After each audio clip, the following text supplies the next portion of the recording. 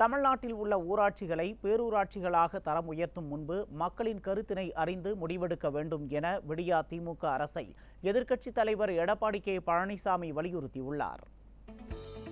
இது தொடர்பாக அவர் வெளியிட்டுள்ள அறிக்கையில், ஊரக உள்ளாட்சி அமைப்புகளின் பதவிக்காலம் டிசம்பர் 2024 முடிவடைய உள்ளதால் அதற்கு பின்னர் உள்ளாட்சி அமைப்புகளை நகர்ப்புற உள்ளாட்சிகளுடன் இணைக்கலாம் என்பது குறித்து கருத்துரு அனுப்புமாறு மாவட்ட உதவி இயக்குநருக்கு விடியா அரசு கடிதம் எழுதியுள்ளதாக குறிப்பிட்டுள்ளார்.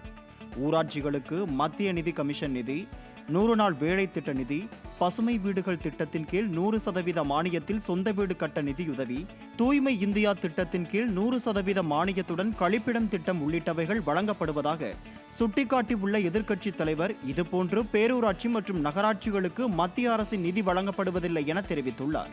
நகர பகுதிகளுக்கு மாநில அரசு வழங்கும் நிதி மற்றும் அவர்கள் வசூலிக்கும் வரி வருவாய் மூலம்தான் பணிபுரிபவர்களுக்கு சம்பளம், சாலைகளை புதுப்பித்தல் உள்ளிட்ட மக்களின் அடிப்படை தேவைகளுக்கும் பல்வேறு நலத்திட்டங்களுக்கும் செலவிட முடியும் என எதிர்க்கட்சித் தலைவர் எடப்பாடி கே பழனிசாமி குறிப்பிட்டுள்ளார்.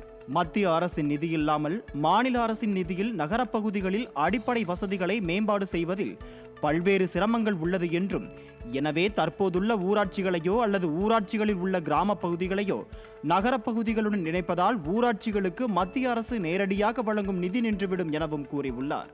புதிதாக இணைக்கப்பட்ட ஊராட்சி பகுதிகளின் நிலத்தின் வழிகாட்டி மதிப்பு மற்றும் வீட்டு வரி மற்றும் சொத்து வரி பல மடங்கு உயர்வதுடன் புதிய வீடு கட்ட அனுமதி பெறுவதற்கான செலவு அதிகரிக்கும் என்பதால் மக்கள் அதிக பாதிப்புக்குள்ளாக நேரிடும் என சுட்டிக்காட்டியுள்ளார். எனவே ஊராட்சிகளை நகரப்பகுதிகளுடன் இணைப்பதன் மூலம் மாநிலத்திற்கு வரும் மத்திய அரசின் நிதி பெருமளவு குறையக்கூடிய அபாயமும் உள்ளது என்று குறிப்பிட்டுள்ளார்.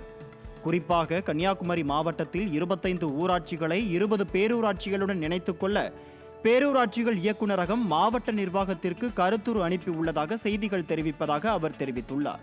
இதனால் கன்னியாகுமரி மாவட்டத்தில் ஊராட்சிகளின் எண்ணிக்கை குறைவதுடன் அந்த மாவட்டத்திற்கு வரும் மத்திய அரசின் நிதி பங்களிப்பு பெருமளவு குறையும் என எதிர்க்கட்சித் தலைவர் சுட்டிக்காட்டியுள்ளார். இதனால் 25 ஊராட்சிகளின் அடிப்படை தேவைகளை பூர்த்தி செய்ய இயலாத நிலைமை ஏற்படும் என்பதால் ஊராட்சிகளை நகரப்பகுதிகளுடன் இணைப்பதற்கு முன்பு அந்தந்த ஊராட்சிகளில் வசிக்கும் பொதுமக்கள், அரசியல் கட்சிகள், நலச்சங்கங்கள் உள்ளிட்டோரிடம் கருத்து கேட்பு கூட்டங்களை நடத்தி அவர்களின் சம்மதத்தை பெற்று திட்டத்தை முன்னெடுக்க வேண்டும் என்று விடியா திமுக அரசை எதிர்க்கட்சித் தலைவர் வலியுறுத்தியுள்ளார்.